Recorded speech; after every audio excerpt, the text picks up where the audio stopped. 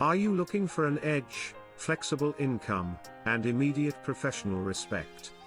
Discover the hidden opportunity of becoming a public official with the book, Becoming a Notary by Derek Sproul. This beginner's guide provides the universal roadmap to launch your new career. You will learn the core mission of deterring fraud, the essential tools of the trade, and exactly how to protect yourself while building a respected business. Get your copy of Becoming a Notary on Amazon, and step into a rewarding profession. Welcome to Notary Knowledge. Marylyn and Eddie here. Usually, when a company hires a new employee, it is treated as a moment of pure celebration. Oh, absolutely. You know, there are handshakes, a brand new laptop sitting on a clean desk, maybe a catered lunch. Yeah, and those enthusiastic welcome emails sent out to the entire team. Exactly. But behind all of that corporate celebration, behind the smiles and the onboarding swag, there is a ticking clock. A very loud ticking clock. Right. It is a very strict, completely unforgiving 3-day window where a single missed signature, a misunderstood identity document, or even just leaving a tiny field blank on a piece of paper can literally cost a company hundreds of thousands of dollars. Yeah, and trigger a massive federal investigation. Exactly. It is the hidden trapdoor of corporate onboarding. I mean, most people think they're just filling out standard, boring human resources paperwork. Right, the kind of thing you breeze through on your first day while sipping coffee. Exactly. But you are actually stepping directly into the crosshairs of federal immigration enforcement. And the rules governing that exact space, you know, the intersection of employment and identity verification, they have changed so dramatically recently that most corporations are operating with massive unseen liabilities. Yeah, and that is why we are speaking directly to you today. You might be an ambitious professional, a compliance officer tasked with protecting your company, or a mobile notary who is constantly asked to help with these forms. Or a corporate human resources leader trying to manage a nationwide workforce. Right. You are looking to absolutely bulletproof your compliance knowledge. You want to understand not just what the rules are, but why they exist and how to navigate them flawlessly. Because the stakes are just too high now. They really are. Yeah. So today, we are giving you the precise tools to do exactly that. But before we get into the heavy analysis, before we start breaking down the federal codes and the enforcement environment, we really have to make sure your fundamental toolkit is fully stocked. Sure. The landscape we are navigating today requires constant, rigorous education. You cannot rely on what you learned 5 years ago. Or even 5 months ago, honestly. Exactly. Which is exactly why you absolutely need to elevate your career by getting your hands on the Notary Knowledge books by Derek Sproul. Yes, I cannot stress that enough. If you are serious about this profession, if you are treating this as a true career and not just a side hustle, you need the foundational texts. Yeah. I am talking about the Notary Bible and Becoming a Notary. They are essential. They really are. These aren't just light reading. They're comprehensive manuals that break down the underlying mechanics of identity verification. Right. But knowing the theory isn't enough to keep your daily practice flawless. No, it's not. Yeah. You must integrate the daily reading guides into your routine, specifically Notary Operational Excellence. These books operate as your professional armor in a highly litigious environment. And you can find all of those incredible resources, along with massive amounts of compliance guidance, by visiting the Notary Knowledge website. Definitely check that out. But we also have to acknowledge that physical books and foundational knowledge are really only half the equation in the modern era. Your daily record keeping needs to be as advanced, as secure, and, well, as meticulous as the federal regulations you are attempting to follow. That is where the technology upgrade comes in. You know, you need the One Ledger Notary e-journal. I highly recommend it. It is available right now on the Apple App Store, and it was meticulously crafted by the Magnificent Works team. It's a game changer. It really is. Think about it. We are talking about surviving federal audits today. You cannot survive a modern audit with a sloppy, disorganized paper trail. Not a chance. The e-journal ensures your audit trails are absolutely ironclad with digital timestamps, GPS location tagging, and secure data encryption. Which auditors love to see. They do. And because you are listening to us right now, you have a massive advantage. You can use the promo code NotaryKnow50 to get 50% off the first year's annual plan. That is a huge deal. It truly is a massive advantage to have that kind of technology backing up your daily work. And while you are upgrading your physical resources and your digital tools, make sure you are continuously expanding your media diet. You need to see these scenarios play out visually. Right. Which is why you should check out our video podcast, No Notary, with Montes. He does these incredible visual breakdowns of complex real-world scenarios. They are so helpful. And for those days when you just need rapid-fire, actionable tips on the go, you have to watch Marylyn's 90 Seconds of Notary. Yes, bite-sized, but so important. So with the toolkit fully loaded and your resources upgraded, let's establish the framework for today's comprehensive analysis. Sounds good. Our theme today is In the Workplace Wednesday, Corporate HR and the I-9 Dilemma. We're going to dissect the massive, often entirely hidden liabilities that exist at the exact intersection of state notarial law and federal immigration enforcement. It is a fascinating and dangerous collision of two very different legal worlds. It really is. On one side, you have state laws designed to prevent local fraud, and on the other, you have federal mandates designed to secure the national labor force. Right. To truly understand why U.S. Immigration and Customs Enforcement is cracking down so hard right now, we have to rewind. We have to look at why this specific piece of paper, the Form I-9, was invented in the first place. That is a great point because I think a lot of people just assume the I-9 is just a random HR form. Oh, totally. Like a direct deposit form or a benefits enrollment sheet that someone in a corporate back office dreamed up to make onboarding more tedious. Just another box to check. Exactly. But it has a very specific, very heavy federal origin, doesn't it? It absolutely does. The Form I-9 originates from a massive piece of legislation called the Immigration Reform and Control Act of 1986, commonly known as IRCA. Okay, 1986. Yeah. And before 1986, it was not actually illegal under federal law for an employer to hire an undocumented worker. Wait, real? Really? Employers essentially had no burden to act as the gatekeepers of the national labor market, but IRCA completely fundamentally shifted that paradigm. So essentially, the federal government looked at the situation and decided that the most effective way to manage immigration wasn't just at the physical borders, but at the corporate payroll level. Precisely. The fundamental mandate of that 1986 law was to require every single United States employer, regardless of their size, to affirmatively verify both the identity and the employment authorization of every single individual hired for employment. So whether you are a massive Fortune 500 tech company or like a local bakery with 2 employees. Exactly. And it is crucial to note that this applies equally to everyone. It does not matter if the new hire is a U.S. citizen born down the street or a non-citizen arriving on a work visa. The mandate is universal. Right, so the Form I-9 is the physical mechanism, the actual tool created to enforce that 1986 mandate. Yes. Section 1 is the part the employee has to fill out, attesting to their own status. But Section 2 is where the heavy lifting happens. That's the dangerous part. It is.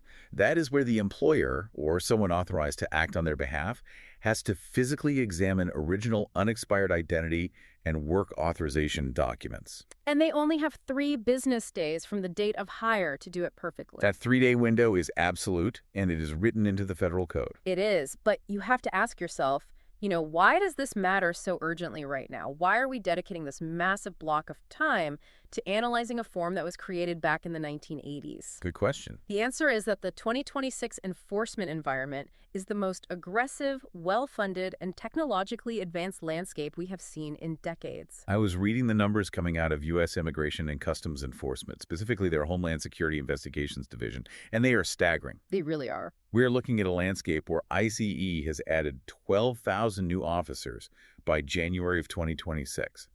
That is a massive influx of manpower dedicated specifically to compliance and enforcement. And those 12,000 officers are not just sitting behind desks doing administrative work. They are actively deployed in the field. Right. To give you a sense of the scale, in February of 2026 alone, ICE Homeland Security Investigations delivered over 5,200 notices of inspection. A notice of inspection, or the dreaded NOI. Yes, the NOI. I want to pause here because if you are listening as a corporate HR director, an NOI is essentially the equivalent of a fiscal heart attack. Walk us through what actually happens when an NOI lands. When an NOI lands on a corporate desk, it is a formal legal demand from the federal government. Okay. The employer is given exactly 3 business days to produce perfect, audit-ready I-9 records for their entire workforce. Just 3 days. Just 3 days. This is not a negotiation. You cannot call the auditor and ask for a month to get your files in order because your HR manager is on vacation. Right, or tell them your records are scattered across 50 different retail locations in dusty binders. Exactly. You have 3 business days to present the complete, flawless history of your workforce verification. So if you are disorganized, or if your company hasn't been taking this seriously, those 3 days are going to be absolute chaos. Complete chaos. But what happens if the records they hand over are not perfect? This is where the massive shift in federal policy really comes into play, isn't it? It is. The government recently changed the rules of the game regarding how they classify and penalize mistakes. They did, and this is the trapdoor that is catching so many companies off guard right now. We are talking about the critical March 16th, 2026 ICE fact sheet update. Okay, the March update. Yeah. Previously, there was a regulatory distinction that gave well-meaning employers a little bit of breathing room. Certain errors on the form were classified as technical violations. Like what? What would be considered a technical violation under the old rules? The classic example would be if an employee forgot to write down their zip code in Section 1, or if they wrote their birth year as the current year by mistake. Oh, obvious clerical errors. Right. If an auditor found a technical error like that, the employer was historically given a 10-day cure period. They were essentially told, hey, you made a mistake here. Go fix it, initial it, date it, and if you clean it up within 10 days, we won't fine you. It was a grace period for honest human mistakes. But from what I understand, that grace period has been severely restricted by the new 2026 update. It has been functionally gutted. Wow. The March 2026 update quietly reclassified several common, seemingly minor errors from technical violations to substantive violations. Substantive. And what does that mean in terms of penalties? The definition of a substantive violation means an immediate fine is levied. There is no 10-day cure period. There is no friendly warning from the auditor. It is an automatic financial penalty the exact moment the auditor sees the mistake on the page. We really need to give a specific granular example of this because it perfectly highlights the danger. Let's do it. Let's look at the title field in Section 2. So when the HR manager or the authorized representative finishes examining the employee's passport or driver's license, they have to sign the form to attest under penalty of perjury that they did the physical inspection. Right. They have to print their name, sign, date it, and provide their professional title.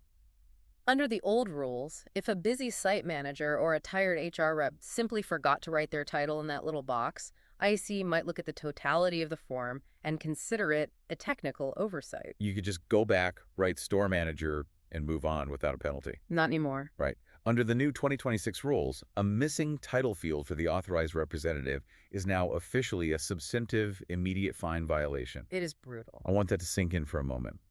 Leaving one tiny, seemingly insignificant box blank triggers an automatic federal financial penalty. And you have to understand why IC made that specific change. They are heavily focused on the chain of accountability. Makes sense. If an undocumented worker is found on a job site, ICE wants to know exactly which specific human being at the company looked at the fake ID and signed off on it. Right. And when the title field is blank, it obfuscates that accountability. Exactly. ICE is penalizing the blank field because they view it as a failure of corporate governance. And the financial stakes of these substantive violations are absolutely devastating, especially when you apply them at the scale of a large company. Let's talk about the numbers. Let's break down the actual penalty ranges as of the latest federal inflation adjustments.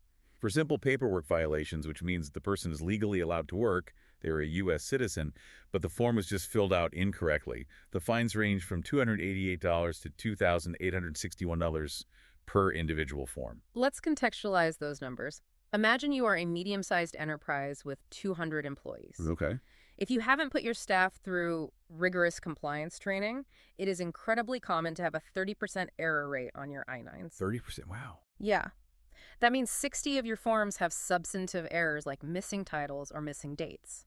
At the minimum penalty level, you are looking at an immediate fine of over $17,000. For just a medium business. Right. And at the maximum penalty level for severe or repeated negligence, you are looking at over $170,000 in fines, just for paperwork errors on employees who are perfectly legal to work. And that is only the paperwork side of the ledger. If the audit uncovers what they call knowing hire violations, meaning the company actively hired or continued to employ someone they knew or should have known was not authorized to work, the penalties skyrocket. Oh, they do. Those range from $716 to $5,724 per worker for a first offense. The financial exposure is existential for a lot of businesses. Now, I have to stop you here because I know exactly what corporate HR directors are thinking as they listen to this. I can hear them saying, look, this is terrifying for a small business using paper binders. But we are a modern corporation. We don't use paper forms. We spend hundreds of thousands of dollars on massive, sophisticated electronic human capital management systems like Workday or ADP or Bamboo HR. Ah, yes. The software defense. Right. The software is programmed to handle all of this compliance for us. It won't let you hit submit if a required field is blank. Doesn't an electronic HR system essentially solve this entire dilemma by removing the human error? That assumption is arguably the most dangerous misconception in modern corporate compliance. Really? Yes. Standard Human Capital Management, or HCM modules, are brilliant pieces of software. They are highly sophisticated form generators. They will absolutely ensure that a digital field isn't left blank before the record is saved. Okay. But they do not, and they fundamentally cannot, solve the human problem that exists at the core of the I-9 mandate. The human problem being the actual physical inspection of the documents. Precisely. Let's think about the mechanics of verification. The software sitting on a laptop screen cannot look at a holographic seal on a permanent resident card and determine if the light reflects off it correctly to reasonably appear genuine. Right. It can't see the card. Exactly. The software cannot look at the microprinting on a passport and verify its authenticity.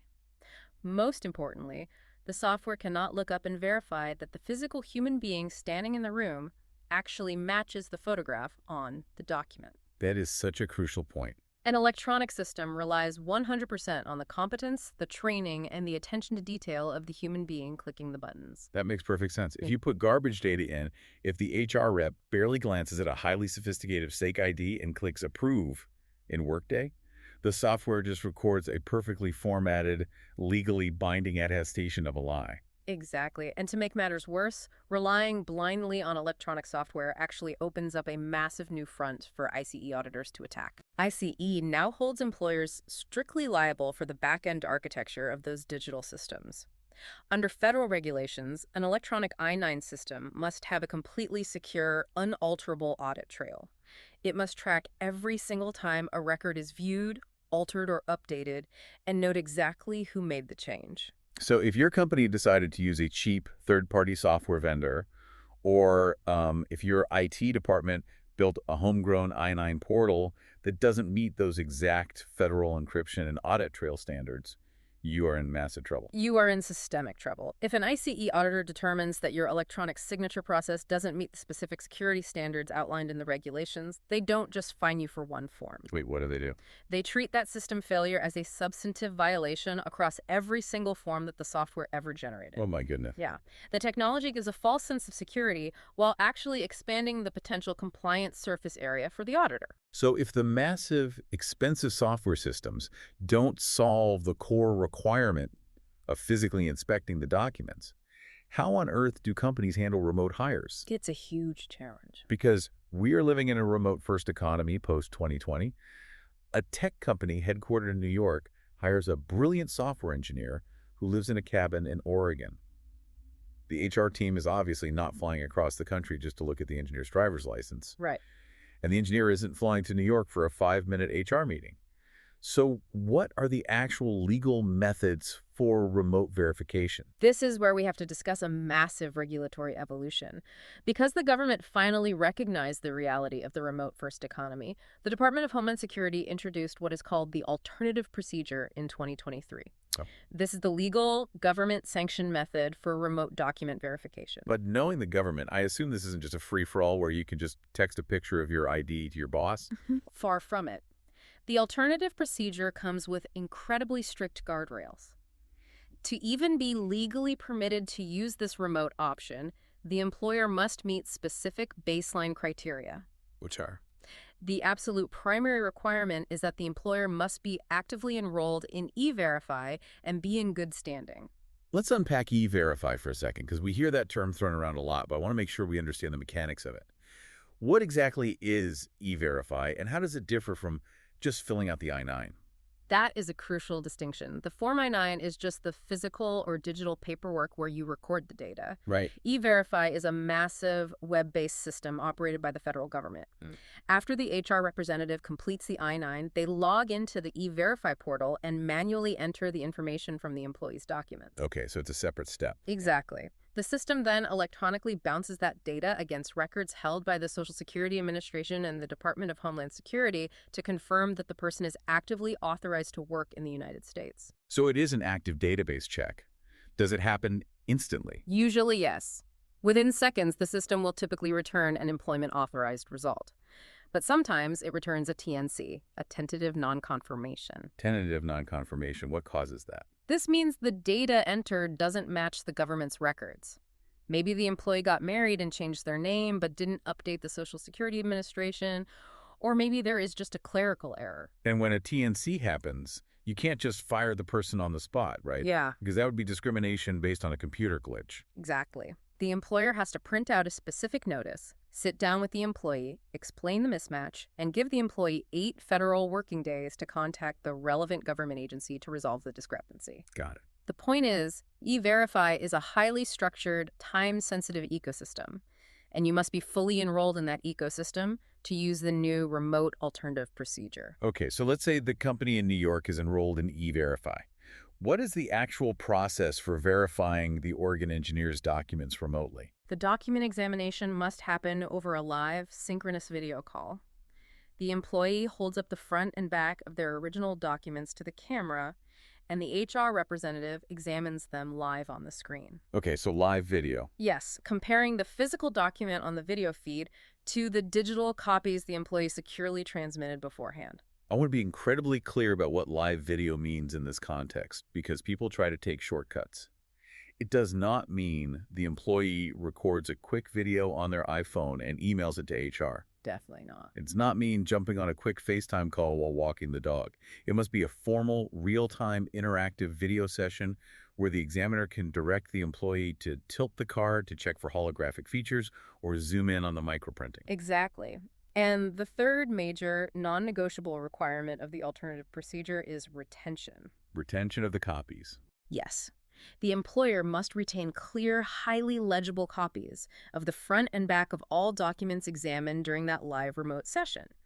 If you get audited and you don't have those copies attached to the digital I-9, you lose the protection of the alternative procedure and you face massive fines. So that is the legal, highly structured, government-approved path for remote hires. Right. But what about the thousands of companies that are not enrolled in E-Verify? Or the companies that find the whole live video document retention process too cumbersome and expensive to implement? That's where things get risky. It leads us to what is arguably the most dangerous loophole in the entire remote onboarding ecosystem, the friends and family method. Yes, the infamous friends and family method. If a company cannot or will not use the official DHS alternative procedure, federal law still requires a physical in-person inspection of the documents. So corporate HR departments came up with a workaround. This is where the HR rep in New York tells the new remote hire in Oregon, hey, we need Section 2 of your I-9 completed, but since we aren't there to look at your passport, just find someone to do it for us. Right. Have your neighbor, your roommate, or your spouse act as our company's authorized representative. Have them look at your passport and sign the federal form on our behalf. Exactly. And the terrifying part is that technically, under the broad language of the federal statute, this is completely legal. Which is wild to think about. United States Citizenship and Immigration Services, or USCIS, does not prohibit any specific category of person from serving as an authorized representative. There is no federal licensing requirement. No test, no background check. There is no certification test. An employer can legally designate literally anyone, a barista at the local coffee shop, the guy mowing the lawn, or a spouse to be their legal agent for this specific task. But just because something is technically legal under the letter of the law does not mean it is strategically safe or smart. It is the ultimate corporate anti-pattern. Think about it this way. Relying on the friends and family method for a complex, high-stakes federal compliance document is exactly like asking a random neighbor you just met to do your corporate taxes, simply because they happen to own a calculator. I love that analogy because it perfectly highlights the absurdity. Just because the neighbor has a pen and can read English doesn't mean they understand the immense nuances of the I-9 lists of acceptable documents. Not at all. They don't know the critical difference between a List A document, like a U.S. passport, which establishes both identity and work authorization simultaneously, and a List B document, like a driver's license, which only establishes identity and must be paired with a List C document. And they certainly don't understand the strict anti-discrimination provisions baked into the Immigration and Nationality Act. Right. Let's walk through a real-world disaster scenario. A new hire asks their roommate to be the authorized representative. The new hire is a legal permanent resident and presents a perfectly valid, unexpired employment authorization document. The roommate looks at it and says, "This looks weird. I've never seen one of these before. Do you have a U.S. passport or a regular driver's license instead? I'd feel better signing off on those." Oh, wow. By asking for specific different documents because they are unfamiliar with the legal ones presented, the roommate just committed document abuse under federal law. Exactly. And here is the ultimate liability trap, the reason this method keeps corporate counsel up at night. The employer absorbs 100% of the legal liability for the actions of that authorized representative. It is a fundamental principle of agency law. So when ICE audits the New York headquarters 2 years later and they find out the roommate rejected a valid card, or conversely, accepted a terribly obvious fake ID because they didn't know what to look for, the company cannot say, hey, it wasn't our HR team, it was just the guy's roommate. ICE does not care. They will tell the company, you legally designated the roommate as your corporate agent. Their mistake is your mistake. Pay the $2,800 fine. You are literally handing the financial security of your enterprise over to an untrained, unvetted stranger who has absolutely zero incentive to get it right. Which is a genuinely terrifying prospect for any competent HR professional. And because the friends and family method is fraught with so much uncontrollable systemic risk, corporate HR departments desperately look for a safer alternative. They want someone professional. Right. They want someone who is used to looking at state IDs, someone who understands the gravity of signing a legal document, someone trustworthy. And inevitably, their gaze falls upon the notary public. It makes perfect logical sense from the corporate HR perspective.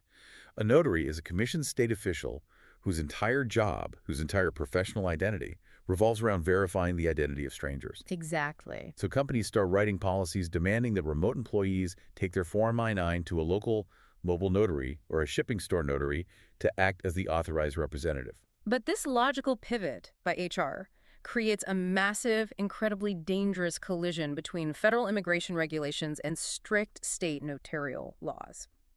We need to be absolutely crystal clear on this next point because it is where so many well-meaning professionals get their commissions revoked. Please listen carefully. This is what we call the golden rule of I-9s for notaries. The golden rule is this. Completing a federal Form I-9 is absolutely, unequivocally not a notarial act. I want to repeat that and let it hang in the air because it is the foundation of everything that follows. Completing a Form I-9 is not a notarial act. When you, as a commissioned notary, agree to sit down at a coffee shop and fill out Section 2 for a remote employee, you are acting solely and exclusively as the authorized agent of the hiring company. Right. You are acting as an extension of their HR department. You are not functioning as a state commission official. Therefore, you must completely separate those two identities. You must never, under any circumstances, use your official state notary seal or stamp on the Form I-9. There is no notarial wording on the form. Furthermore, you must not enter your title as notary public in the certification block. You must enter authorized representative. And crucially, you cannot record the transaction in your official state journal as a standard notarial act because no oath was administered and no acknowledgement of a signature was taken. You are quite literally just a trusted private citizen acting on behalf of a corporation for 10 minutes. Okay. In the vast majority of states, this dual hat scenario is perfectly fine. The state doesn't mind if you act as an HR agent as long as you strictly separate the roles and never apply your state seal to the federal form. But then we hit the California roadblock. Ah, the California roadblock. This is where things get incredibly restrictive and deeply historical. If you are a notary commissioned in the state of California, the rules of the game completely change. We are talking about California Government Code Section 8223C. We have to dive deeply into this unique and aggressive restriction, and we have to explain why it exists, because it seems confusing at first glance. It does. The California Secretary of State's Notary Public and Special Filings section has made a definitive, binding ruling. They classify the federal form I-9 as an immigration form. Which instantly brings it under the umbrella of California's incredibly strict immigration consultant laws. Exactly. But let's pause and explain the history here. Why did California build this massive wall around immigration forms? It goes back to a major crisis regarding notario publico fraud, doesn't it? It does, and it is a tragic history. In the civil law systems of many Latin American countries, a notario publico is a highly prestigious, highly educated legal professional. They are akin to specialized judges or senior attorneys who draft complex legal contracts and handle serious legal matters. Okay. But in the United States common law system, a notary public is simply an impartial witness to signatures. The training might only take a few hours. So you had a massive linguistic and cultural mistranslation. Exactly. For decades in California, predatory scammers would set up storefronts in vulnerable immigrant communities with big signs that said, Notario Publico. Oh, I see. Recent immigrants would see the sign, assume they were dealing with a high-powered immigration attorney, and hand over their life savings to get help with visas and citizenship paperwork. The scammers, who were just basic notaries with zero legal training, would fill out complex federal immigration forms incorrectly. Which is devastating. Completely ruining the immigrants' chances at legal residency and often triggering their deportation. It was a devastating exploitation of a vulnerable population. And California's response to stop this predatory behavior was to drop the hammer legislatively. The legislative hammer was California Government Code 8223C. To stop the fraud, the state decreed that a California notary public cannot enter data provided by a client on any immigration forms or otherwise perform the services of an immigration consultant. Unless what? Unless they are independently qualified, heavily bonded, and formally registered as an immigration consultant under the Business and Professions Code. And getting that immigration consultant bond isn't just filling out a quick application. It requires passing a rigorous background check, submitting fingerprints to the Department of Justice, and securing a $100,000 surety bond specifically to protect consumers. It is a massive hurdle. So let me push back on this because I know exactly how creative California notaries try to be. I'm sure you do. I can hear someone thinking, okay, I know the history, I know I can't do it while acting as a notary, but what if I just take off my notary hat completely? What if I leave my official stamp locked in the trunk of my car, I don't charge a fee, and I just act as a regular private citizen helping out my neighbor who got a remote job? Surely the state can't stop me from being a private authorized representative in my own living room. It is a logical workaround, and people try it all the time, but the state's language anticipates and completely destroys that loophole. Real. The expert analysis from the Secretary of State focuses on the incredibly broad language of the statute itself. The law plainly says a notary may not enter data provided by a client on immigration forms. Notice what is missing from that sentence. It does not say, may not enter data while acting in their official capacity. It just says they may not do it, period. Precisely. The prohibition is tied to the individual who holds the commission, not the hat they are wearing at the moment. If you hold an active California notary commission, the state dictates that you cannot perform this service, even in a strictly non-notarial private citizen capacity, without that specific $100,000 immigration consultant bond. Wow. The state is aggressively protecting that barrier, and they view any commission notary touching any immigration form without the bond as a critical violation. So the takeaway for California notaries is absolute and uncompromising. Unless you have spent the significant time and money to become a bonded immigration consultant, you must refuse all requests to act as an authorized representative for an I-9. You literally cannot touch that piece of paper. That is the uncompromising reality of the California wall. And understanding these intense jurisdictional walls is vital because the consequences of getting it wrong are not theoretical. No, they are very real. To truly grasp how these rules, the federal fines, the strict liability, the state prohibitions play out at a massive, chaotic scale, we need to shift our focus away from the sterile corporate office. We need to look at the industries that are constantly in the crosshairs of ICE enforcement. I am so glad you brought this up. When we talk about I-9 compliance, we often picture a quiet HR office in a skyscraper. But the real crucible of compliance is happening in the agriculture and construction sectors. Exactly. These industries have been the primary targets for Homeland Security investigations for decades, fundamentally because of their heavy reliance on seasonal, highly mobile, and immigrant labor. Let's examine what we call the H-2A seasonal challenge because it perfectly illustrates how a federal regulation designed in Washington, D.C. collides with the muddy reality of a farming operation. Okay, lay it out for us. The H-2A program allows U.S. agricultural employers to bring foreign nationals to the United States to fill temporary seasonal jobs. Right, so these are legal, documented guest workers. But the logistical reality of onboarding them is an absolute compliance nightmare. Oh, it is. I want you to picture this scenario. It is a Tuesday morning at a massive produce farming operation in California's Central Valley or in rural Georgia. The harvest is ready. Suddenly, a bus arrives, and a wave of 60 H-2A guest workers steps off all at once. All at the same time. They're going to work a defined contract period, maybe 3 months, and then return to their home country. The standard, pristine human capital management module designed for a recruiter hiring one software engineer at a time over a period of weeks completely breaks down when faced with a 60-worker batch arrival in a dusty trailer office. It just can't handle it. The HR infrastructure simply isn't built for that volume. But the volume isn't even the biggest issue. The biggest issue is the communication gap. The language barrier is massive in this context. Spanish is the functional floor language in the agricultural fields, not English. Now, the Form I-9 itself is bilingual, which helps slightly. The employee can read the Spanish translation of Section 1. But the nuanced, high-stakes conversation required to complete Section 2, the physical inspection of identity documents, is not bilingual. Right. Explaining the legal difference between a border crossing card, a foreign passport containing a temporary I-94 stamp, and an unexpired employment authorization document requires extreme precision. And what usually happens in the real world, the farm operator doesn't have 60 HR professionals on site. So they pull a bilingual field foreman out of the orchards, sit him at a folding table and say, hey, you speak Spanish and English. You are now our authorized representative. Translate on the fly and fill out these 60 forms. Which is a recipe for absolute disaster. A field foreman is an expert in agricultural operations, crop yields, and crew management. They are not an expert in federal compliance law. No, they're not.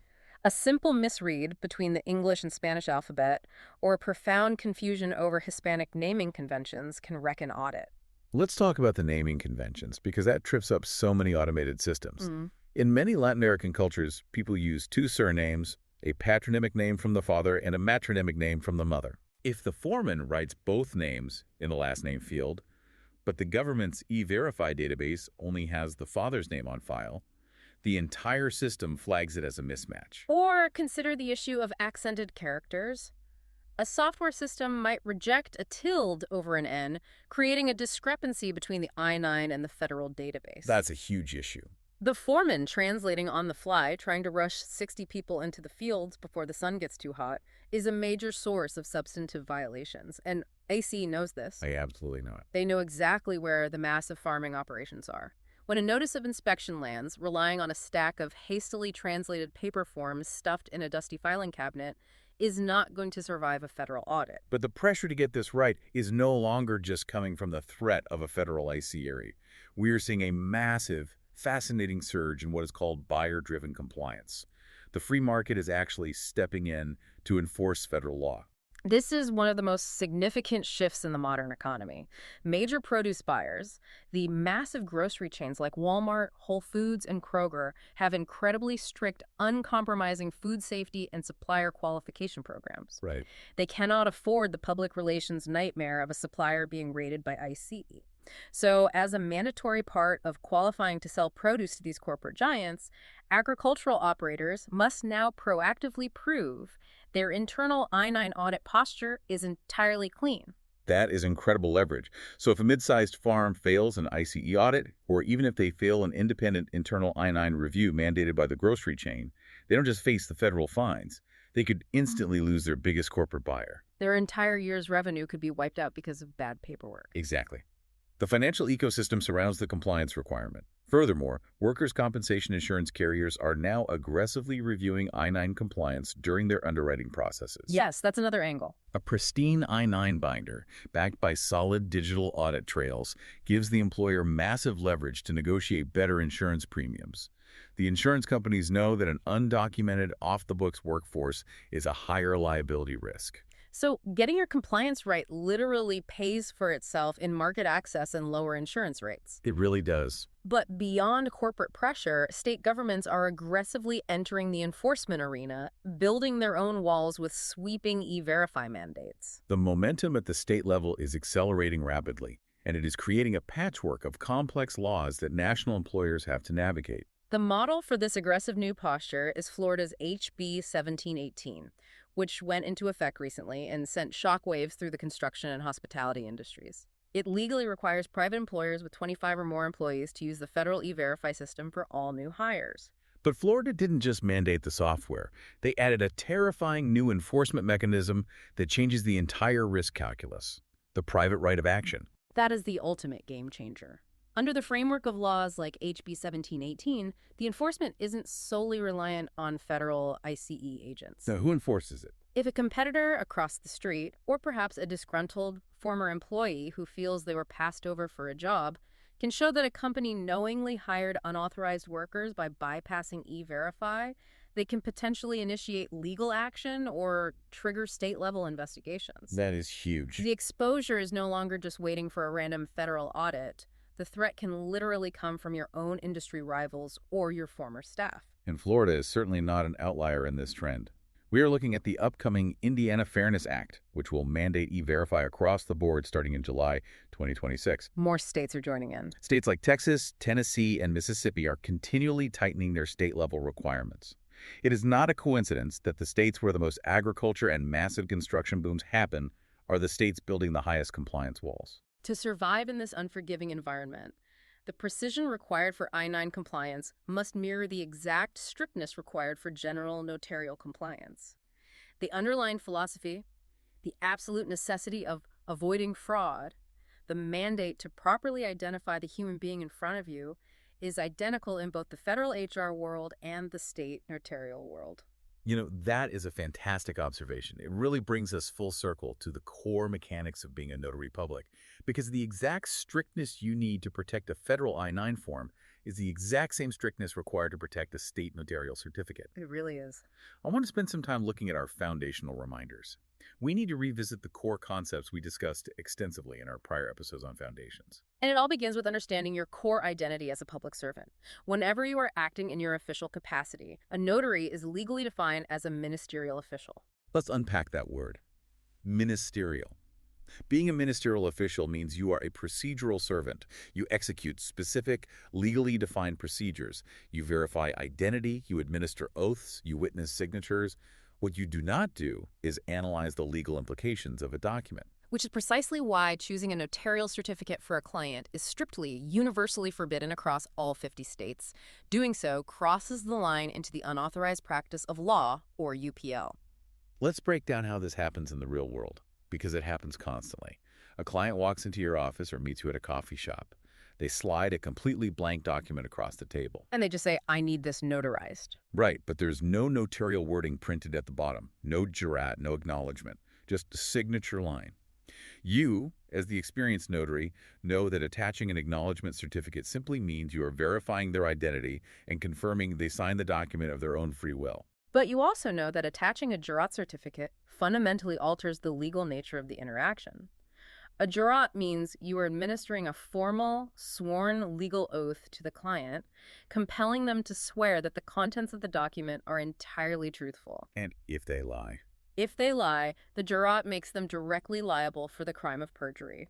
So choosing between an acknowledgement and a jurat fundamentally changes the legal effect and the future enforceability of that document in a court of law. If you, the notary, make that choice for the client because they look confused, you are acting as an attorney. You are applying abstract legal concepts to their specific real-world situation. And that is UPL. The client must choose the certificate, or they must contact the receiving agency, the county clerk, the bank, the attorney who drafted it, to find out what is required. What if they don't know? If they stare blankly at you and cannot tell you which certificate to attach, the notary must refuse the act. Period. You cannot proceed an inch further no matter how much they beg or how much they offer to pay you. Once they do consult their agency and make a choice, you have to execute the chosen certificate flawlessly. And that relies on mastering what we call the 4 W's of a certificate: where, who, when, and what. If you miss one of these, the document can be thrown out of court. Let's run through them meticulously. The first W is where. This is the venue block at the top of the certificate. It usually reads State of blank, County of blank. And we have to clarify this because it is a common point of confusion. The venue is not the county where your commission is held. It is not the county where your office is located. Exactly. It is the exact physical geographic location, Right. the specific county soil where your feet are planted at the exact moment the signing ceremony takes place. Right. The second W is who. This is the exact name of the signer appearing before you. You must write their name clearly in the blank space provided in the paragraph. Leaving this blank is an open invitation to catastrophic fraud. Anyone could come along later and write a completely different name into the official record. Exactly. The third W is when. This is the exact present date of the Notarial Act. You can never backdate a certificate to match a document's creation date, even if the client says they signed it yesterday. And you can never post-date it either. Right. The date in the certificate is the chronological anchor of the physical appearance. And the final W is what? This identifies the specific notarial act performed, whether it was an acknowledgement, a jurat, a signature witnessing, or an oath. This ensures the certificate wording perfectly matches the procedure you actually executed in the room. Mastering those 4 W's is standard everyday practice for a competent notary, but there is one specific notarial act that throws all standard logic out the window, and that is copy certification. Oh, definitely. We refer to it internally as the chaos of copy certification because the laws governing it are a fragmented, contradictory, jurisdictional minefield across the United States. A copy certification is essentially when a notary formally attests that a photocopy is a true, exact, and complete reproduction of an original document. It sounds incredibly simple, right? The client hands you a college diploma, you put it on the glass of your laser printer, hit copy, and stamp the copy saying it matches the original. But the rules change drastically depending on what side of a state line you're standing on. Let's look at some of the extreme restrictions. In California, the state legislature severely distrusts copy certification. A California notary can only certify copies of 2 highly specific items. What are they? First, powers of attorney. Second, if explicitly demanded by a judge, a subpoena, or a written request from the Secretary of State, they can certify copies of entries from their own official journal. That is it. So they cannot certify copies of passports, college diplomas, driver's licenses, or anything else. No, they cannot. Hawaii is even stricter, if you can believe it. A Hawaiian notary is only allowed to perform a copy certification for their own journal entries. They can't even do powers of attorney. Wow. And then you look at a state like Texas. Texas allows copy certification generally, but they have a broad rule with a massive, dangerous trap hidden inside it. Texas notaries are prohibited from certifying a copy of any document that is considered recordable with a government entity. Recordable. Let's explain what that actually means. Yeah, please do. It means if the document, like a property deed, a birth certificate, a marriage license, or a court decree, can be officially filed or recorded with a county clerk or a state agency, a Texas notary cannot touch it. The underlying logic is sound. The government agency holding the original master record should be the only entity authorized to issue certified copies to the public to prevent fraud. Exactly. And layered on top of all these massive state-by-state variations is a profound federal restriction that applies to every single person in the country, regardless of state law. It is a literal federal crime to photocopy a U.S. certificate of naturalization or a certificate of citizenship. I want to emphasize this. It is not a state guideline. It is a federal crime. Those specific documents are printed using highly specialized security paper, raised intaglio seals, thermochromic ink, and microprinting, specifically designed to prevent identity theft. Right. If a notary, trying to be helpful, slaps a certificate of naturalization on a scanner, prints a copy, and adds their official state seal to it, they are actively participating in the creation of a fraudulent federal document. The stakes across all of these topics are incredibly high, which is why synthesizing all these rules, the federal I-9 regulations, the strict state restrictions on copy certification, and foundational notary laws is so absolutely crucial for your daily practice. And honestly, the very best way to synthesize these complex legal concepts is to pull them out of the textbook and apply them to the real world. You know, all of this discussion about strict liability and jurisdictional rules reminds me of the emails we constantly get from our listeners. Yes, people writing in saying, I understand the theory, but here is what happened to me yesterday. Let's dive into some of those scenarios with a segment we like to call Good Question, What Would You Do? I love this segment. We have curated 5 specific scenarios submitted by our listeners that perfectly test the boundaries of everything we have discussed today. These are real situations requiring immediate, correct decisions. Let's hear the first one. Let's start with an email from Hazel in New York. Hazel says she is a busy mobile notary, constantly driving between appointments. She frequently crosses county lines during her daily commute. Last week, during a rushed loan signing, she was physically sitting in a coffee shop in Kings County. Okay. But out of sheer repetitive habit, she accidentally wrote her home county, Queens County, in the venue block of the certificate. She didn't notice the error, completed the act, and handed the documents back. What is the actual danger here? Is it just a typo? It is far more than a typo. The danger is that Hazel has fundamentally compromised the rules of evidence for that specific document. How so? The venue block establishes the geographic reality of the transaction. If a bitter lawsuit is filed over that loan agreement 5 years later, the court needs to know exactly which local jurisdiction's laws govern the signing ceremony. Right, because laws vary by county. So a defense attorney looking for a loophole looks at that document. They subpoena Hazel's notary logbook, which shows her GPS coordinates or her entry placing her in Kings County. Yeah. But the notarized document swears under penalty of perjury she was in Queens County. Suddenly, the entire transaction is thrown into severe legal doubt. Exactly. The opposing counsel will argue, Your Honor, if the notary was careless enough to get the physical geographic location of her own body wrong, what else was she careless about? Did she actually check the ID properly? Did the person really appear before her? That makes sense. A wrong venue casts a long, damaging shadow of doubt over the factual truth of the entire notarial act. Precision matters in every single blank space. Moving on, we received a fascinating scenario from Luna in Pennsylvania. This scenario directly tackles the remote I-9 dilemma we spent so much time on earlier. Let's hear it. A Texas HR specialist sends a remote worker to meet Luna at a local library. Luna agrees to act strictly as the authorized representative to complete Section 2 of the I-9. During the physical inspection of the remote worker's ID, Luna tilts the card to check the holographic security details, and her heart drops. Oh, no. She realizes the ID is entirely fake, the holograms are just shiny stickers, the font is wrong, it is a manufactured ID. What is her exact protocol? Lena is standing on an incredibly dangerous tightrope here. She must balance 2 massive, conflicting federal mandates in a split second. On one side, she has the federal duty under IRCA to reject fraudulent documents. She cannot legally verify an ID that does not reasonably appear to be genuine on its face. But on the other side, she has to avoid violating the strict anti-discrimination provisions of the Immigration Nationality Act. She cannot become a police officer, she cannot accuse the person of committing a crime, and she cannot aggressively demand different specific documents just because she suspects they are of a certain national origin. So the script for Luna must be clinical, polite, and entirely objective. She must politely refuse to proceed with that specific document, stating clearly and calmly, I cannot verify this document in its current state. Notice the phrasing. She does not say, this is a fake ID, I'm calling the police, get out of my office. Correct. No accusations, no assumptions of intent. The ID might have been washed, or it might be a novelty ID the employee grabbed by mistake.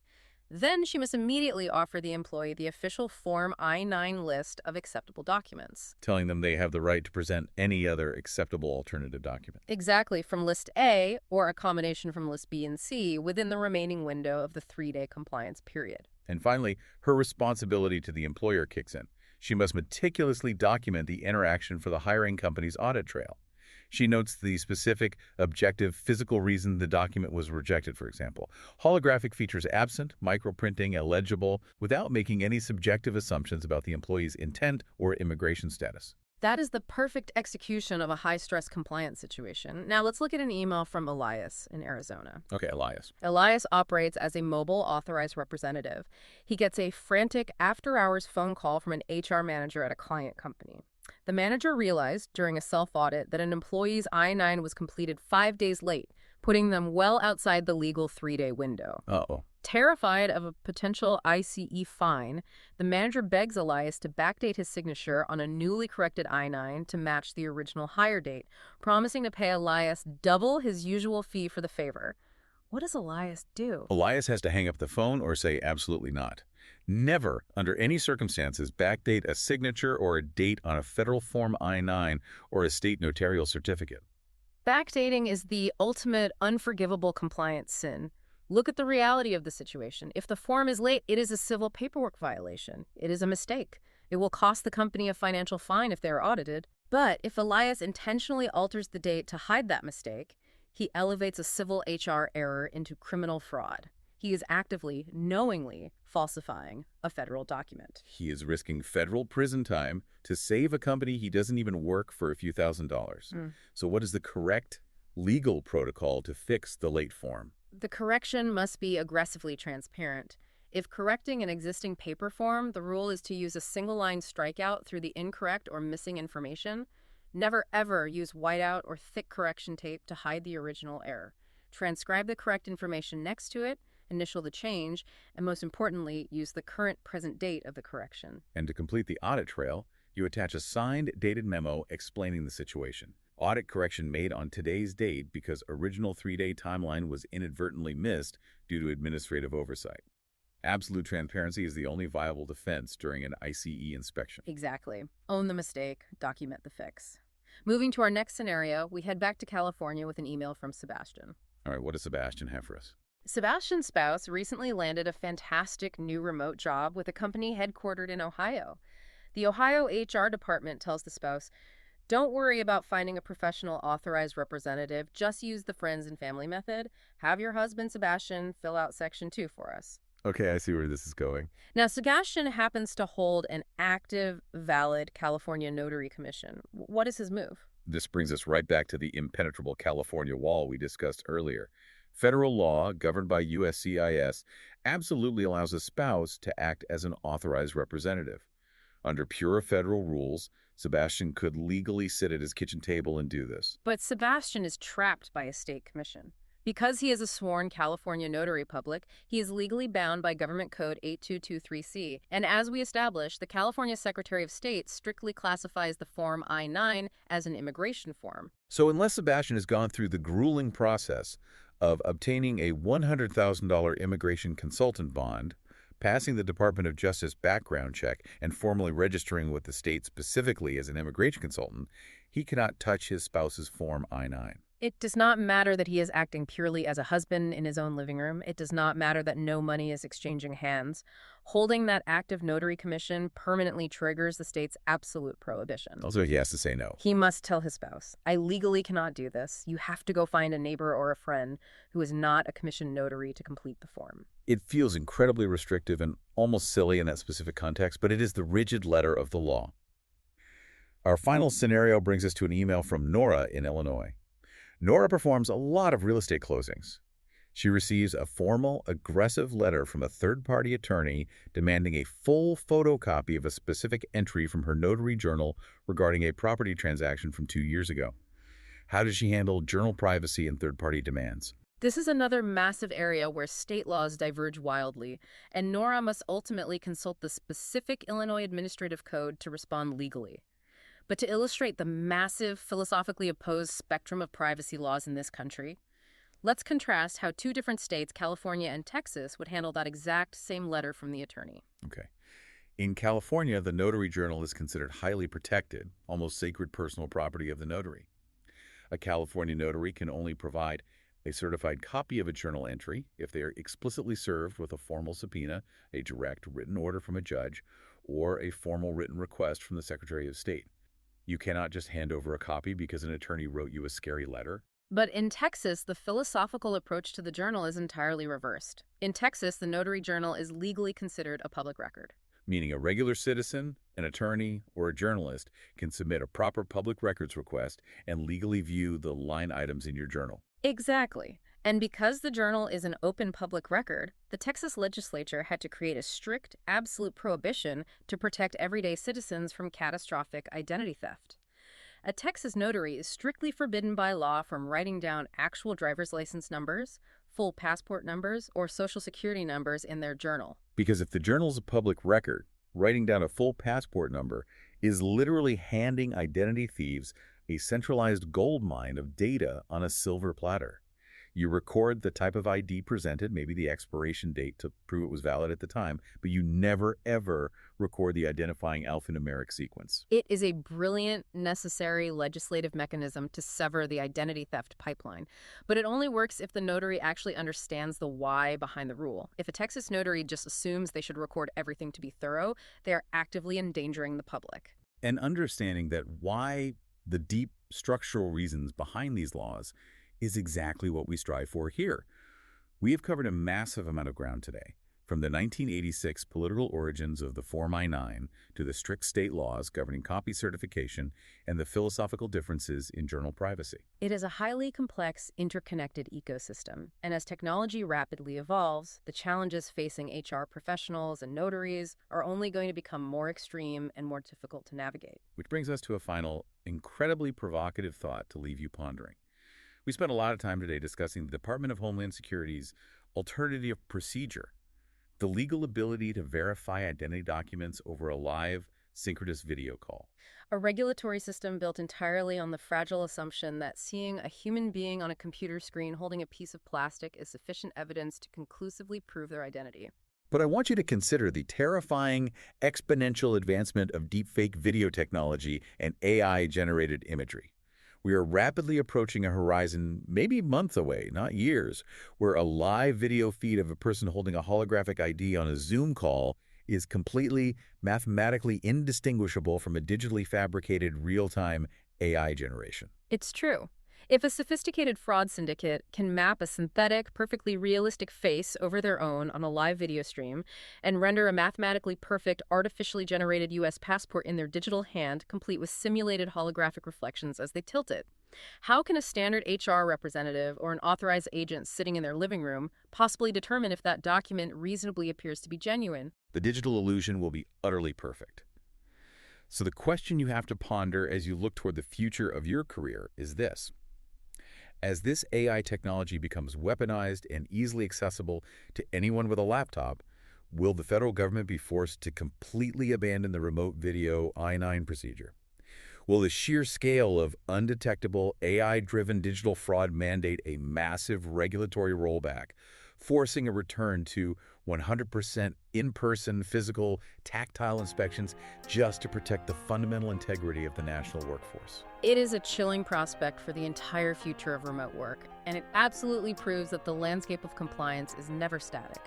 It is a living, breathing entity that is always shifting under our feet. And we will be here every single week to help you navigate every one of those shifts. If you have questions about anything we discussed today, or if you have a real-world scenario you want us to break down for our next segment, email your questions to Derek@DerekSproul.com. We will try to answer as soon as possible at the end of our shows. Executive producer Derek Sproul, lead writer Marylyn Lee Trotter, graphics Eddie Montes Travis, music Thomas Bynum, produced by Magnificent Works Business Solutions. Don't just be listeners of the knowledge, be doers of the knowledge. This is Notary Knowledge. Until next time.